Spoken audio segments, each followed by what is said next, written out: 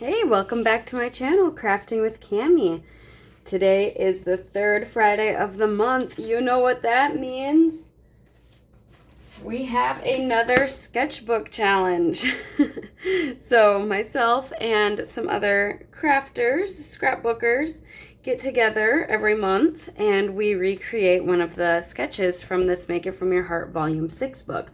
So if you have this book, play along with us. If not, I'll give you all the instructions on how to create these layouts. So we are on pattern 13, so we've been doing this for 13 months. And as you can see here, we have the full cutting guide, and then we have this giant circle that's 9 inches. And then we have our title going around it, and it gives you a couple different options on how to lay down your photos and whatnot and papers.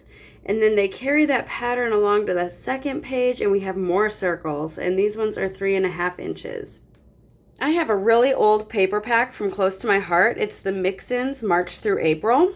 So I have a bunch of periwinkles, and I think this is sage, seabrook, sage, periwinkle, honey butter, a bunch of papers from that yet. I will be building this out on some white daisy cardstock.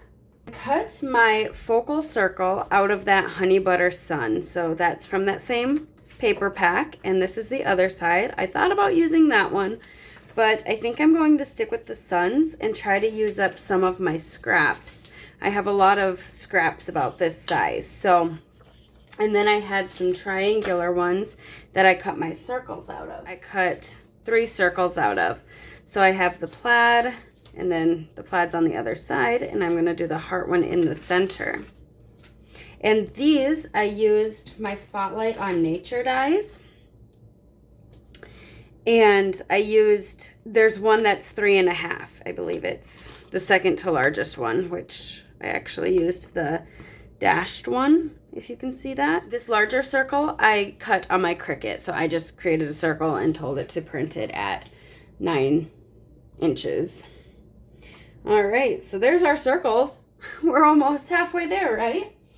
The strip going across, I'm going to be using a piece of scrap paper, and I don't have enough to go across both, so I cut it down. So it calls for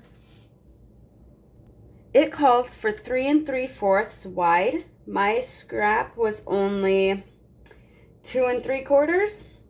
So, and then I cut it down to 3 inches wide or long instead of the 12, because so much of it is going to be hidden behind this circle. So I am tweaking that a little bit in order to use my scraps, but now I have enough to go across the next page.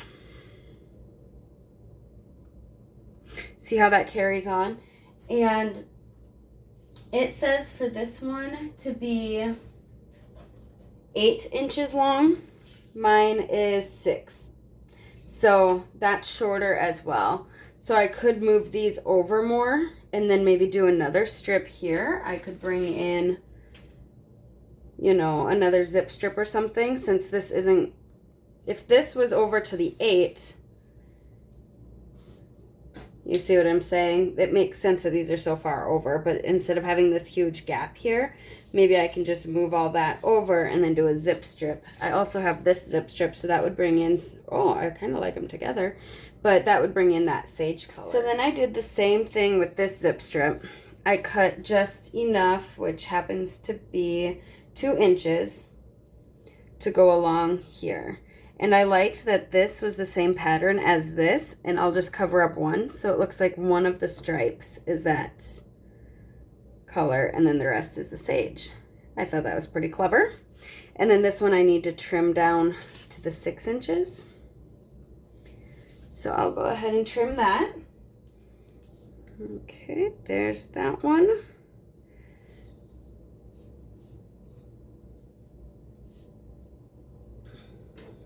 And maybe I could just have this one kind of peeking out so that they're not the same width. Maybe do something like that.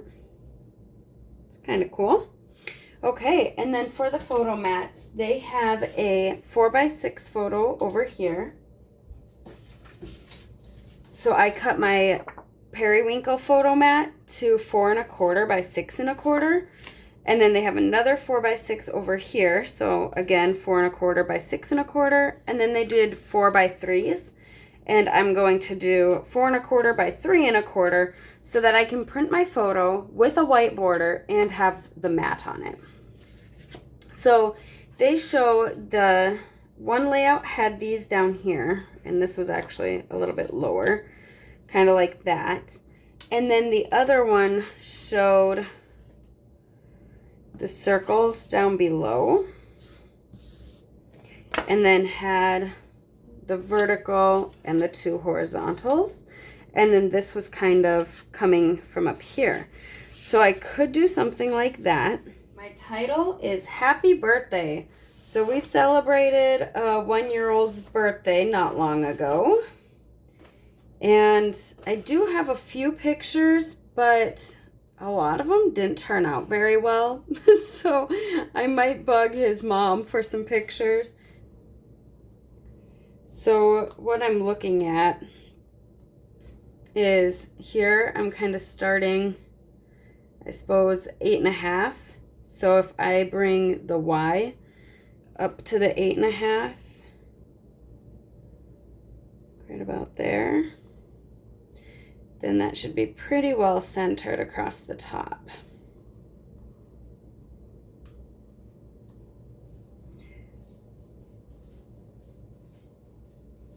So then because this isn't as wide, it calls for this to go up 1 3/4. But as you can see, my 1 3/4 would be right about there. So I could do that. That would work. I do want to add some inking around my papers. So I have some periwinkle ink. Oh, it shows on the side. Periwinkle ink. And I'm just going to go directly pad to paper here. And just go right around the edges.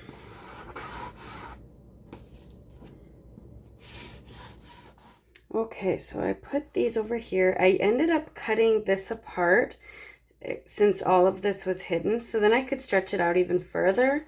This is still extra, and now I wouldn't need it because I already put these, but I kind of like how it finishes off, so I'm going to leave it.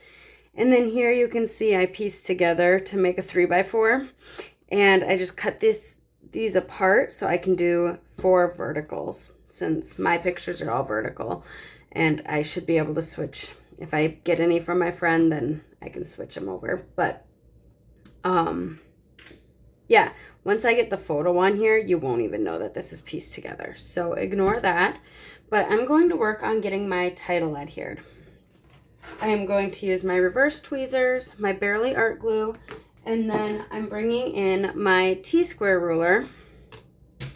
And I'm going to put this down at, let's do 7 3/4. So then my happy will go no further over than 7 3/4, and then my Y the same. And they should be able to meet up in the middle. I'm hoping. Hopefully I don't need to go to the 8.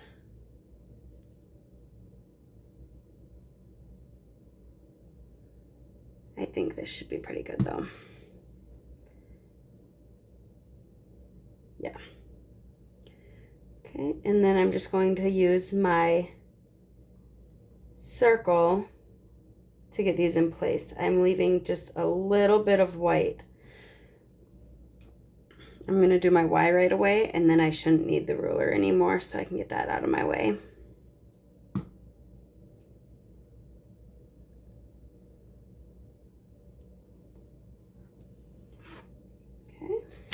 This layout is coming together so quickly.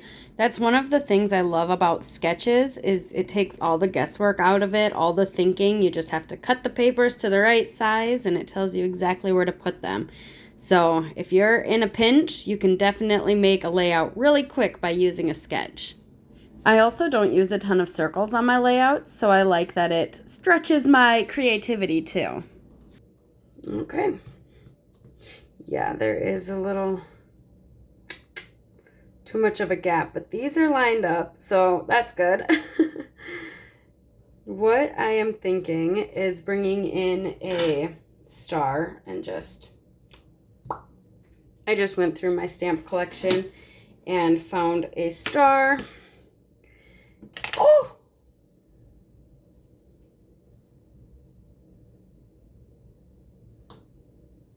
And then I think I want one on either side here.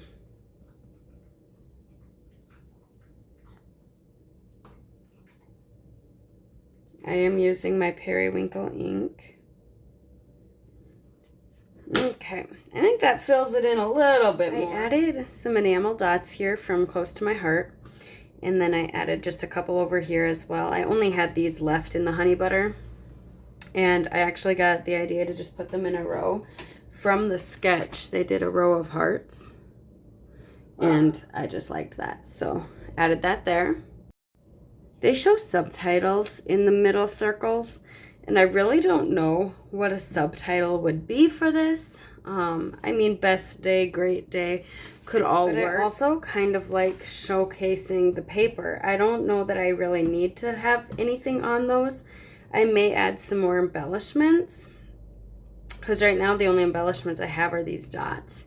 So I may go stash diving and see what I can find to put on these circles, or just more embellishments in general. I decided just to go with some cameras.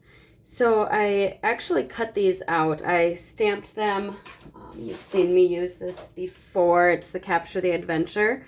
So these don't come with die cuts. So I stamped them all and fussy cut them.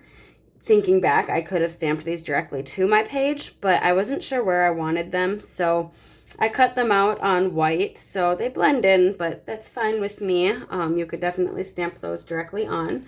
My picture is going to hide this, so ignore that seam.